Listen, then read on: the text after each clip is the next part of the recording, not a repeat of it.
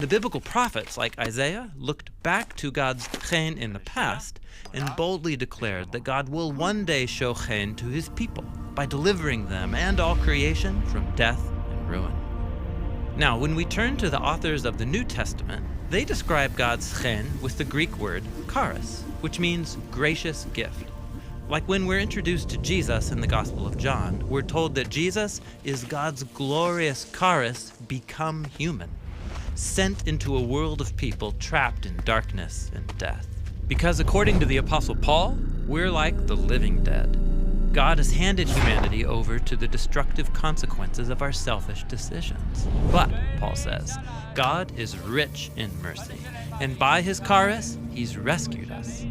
He's talking about how Jesus' life, death, and resurrection are offered to us as a generous gift of life that is more powerful than death. And as with any gift, all one has to do is receive it. So, now you can see why the biblical authors talk so much about this description of God's character throughout the Bible. When people are willing to own their failures and ask God for chen, he has a consistent and generous response.